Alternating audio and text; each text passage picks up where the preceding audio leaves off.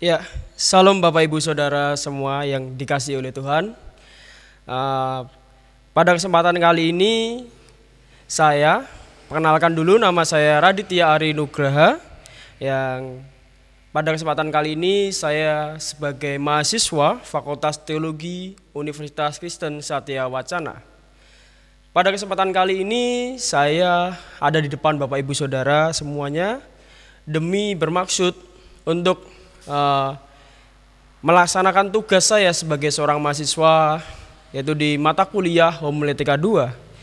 Nah, mungkin Bapak Ibu Saudara sudah pernah melihat saya, atau mungkin juga sering pada waktu ibadah minggu yang biasanya bertempat di belakang sebagai operator multimedia pada saat live streaming YouTube. Namun pada kesempatan kali ini sangat berbeda, karena biasanya di belakang tapi kali ini ada di depan Bapak Ibu Saudara semuanya. Nah, pada kesempatan kali ini saya ingin mengawali khotbah saya dengan sebuah ilustrasi singkat dari merebaknya kasus COVID-19.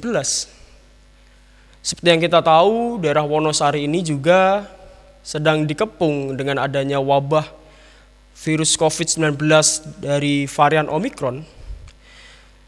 Mungkin tanpa kita ketahui bahwa varian Omikron ini juga sudah merebak dalam kehidupan kita, bahkan dari lini terkecil sekalipun.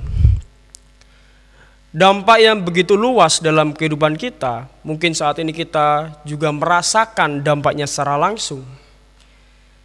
Saat ini saya akan mengambil contoh dari segi pendidikan.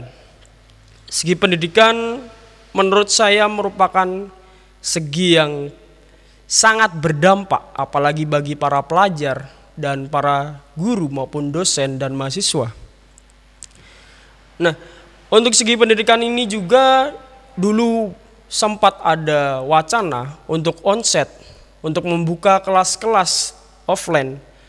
Namun seiring berjalannya waktu dengan adanya varian baru Omikron ini, membuat rencana untuk onset sepertinya dibatalkan oleh pemerintah, sehingga kita harus kembali lagi ke ruang-ruang online. Nah, untuk para pelajar mau tidak mau harus bisa memanfaatkan jaringan media sosial melalui internet. Tidak dapat dihindari juga pengaruh media sosial yang pesat persebarannya banyak mempengaruhi para penggunanya. Para pengguna media sosial khususnya pelajar diharapkan mampu secara bijak dalam menggunakannya. Saat ini tidak jarang juga banyak orang mulai mencari-cari pengakuan dari sesama pengguna media sosial. Ada yang menunjukkan potensi diri, bahkan ada yang di bidang musik, ada yang di bidang video editing dan lain sebagainya. Dalam hal ini mereka berlomba-lomba untuk saling menunjukkan bakatnya yang terbaik. Namun ada satu hal ketika dalam memanfaatkan media online tersebut, ada beberapa yang mungkin tanpa kita sadari melanggar norma-norma yang berlaku. Penggunaan media sosial yang baik dan benar itu merupakan wujud dari penegasan akan kemuliaan Allah yang hadir untuk menyebarkan kasih kepada manusia.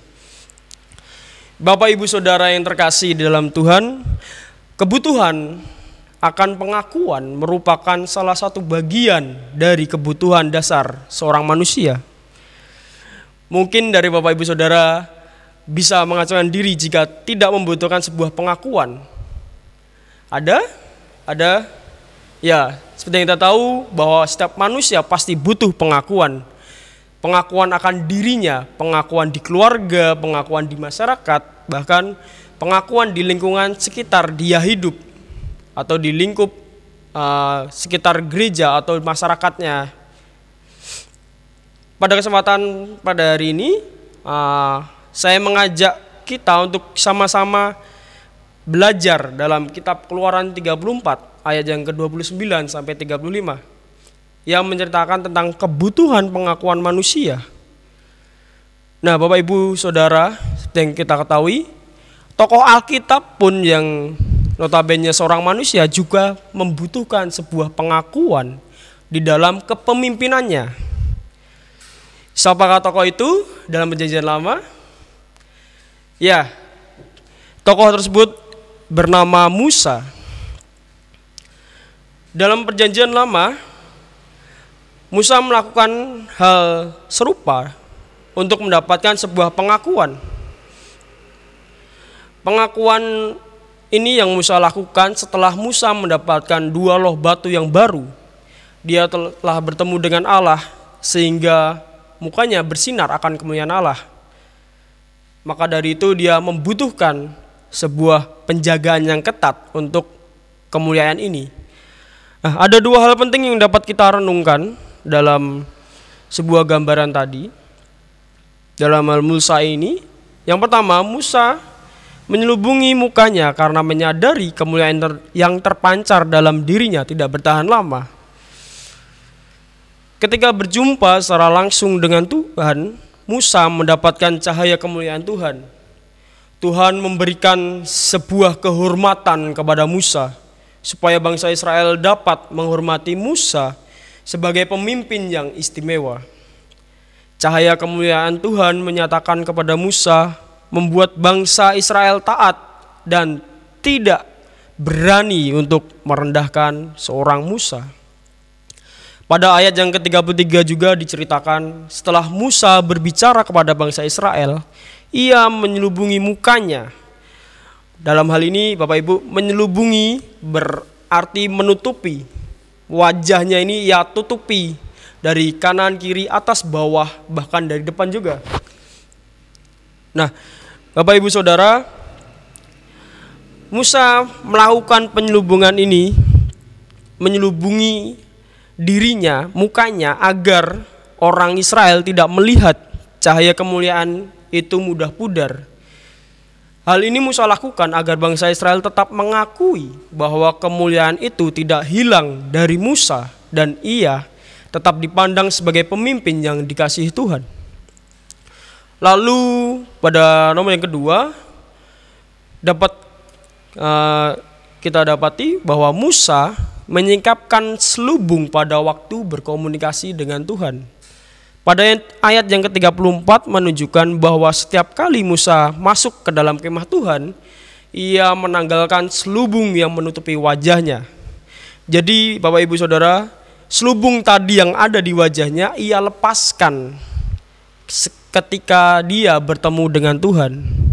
Musa membuka diri dan menyadari akan keberadaan dirinya di hadapan Tuhan. Pada waktu berkomunikasi dengan Tuhan, tidak ada satupun hal yang ditutupi oleh Musa.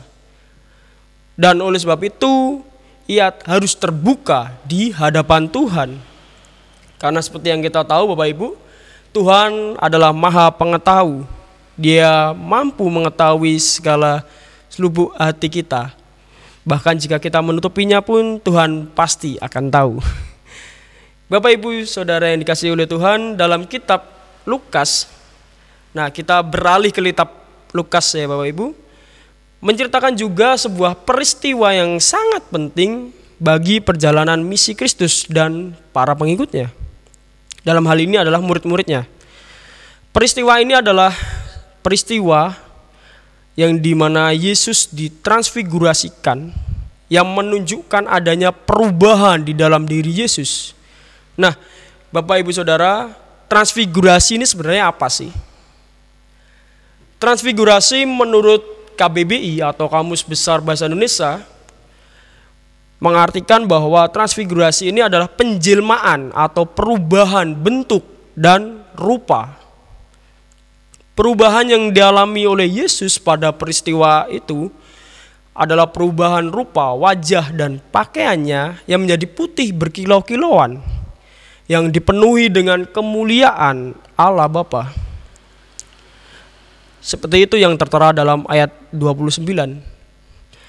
Dalam kemuliaan itu, 2 orang yang mendampingi Yesus pada saat kemuliaan itu dinyatakan dan sedang berbincang-bincang dengan Yesus. Mereka berdua adalah Musa dan Elia itu sendiri. 2 pribadi yang sangat dikenal oleh kalangan bangsa Yahudi pada kala itu. sosok Musa ini sendiri melambangkan sebuah hukum Taurat, dan sosok Elia melambangkan nabi-nabi pada perjanjian lama. Kemuliaan tersebut ditegaskan ulang oleh Allah dengan meyakinkan ketiga murid Yesus, yaitu Yakobus, Petrus, dan Yohanes, dengan diselubunginya awan yang menyelubungi ketiga murid Yesus ini yang ikut pada saat itu berdoa di Gunung Sinai. Demikianlah katanya, inilah anakku yang kukasihi, inilah anakku yang kupilih, dengarkanlah dia. Allah Bapa berkenan kepadanya sehingga menuntut para murid untuk tetap setia dan mendengarkan perintah Yesus. Kita dihadapkan juga untuk mengerti dan memahami sebuah karya penyelamatan manusia yang digenapi melalui kematian dan kebangkitan Yesus di kayu salib. Dari ilustrasi perjanjian lama ini tadi, bisa kita lihat bahwa Musa masih menyelubungi kepalanya agar kemuliaan Allah tidak hilang darinya. Karena seperti yang kita tahu, kemuliaan Allah ini bersifat sementara bagi seorang Musa. Namun ada titik perbedaan di kitab Lukas yang menjelaskan tentang Yesus yang tidak menyelubungi keberadaannya sebagai wujud dari kemuliaan Allah. Karena seperti kita tahu, Yesus adalah Allah itu sendiri. Jadi Yesus tidak menyelubungi hadiratnya, tetapi Yesus menampakkan kemuliaannya terhadap murid-muridnya dan seluruh murid yang ada ketika dia akan dibangkitkan nanti. Nah, untuk menutup khotbah pada kali ini, saya ingin menekankan 3 buah hal bagi Bapak Ibu Saudara semuanya. Yang pertama, Yesus dimeteraikan sebagai penyelamat umat manusia yang pada umumnya manusia telah tercemar oleh dosa. Lalu yang kedua, sikap dan tingkah laku yang baik dan bijak merupakan pancaran dari kasih Kristus itu sendiri.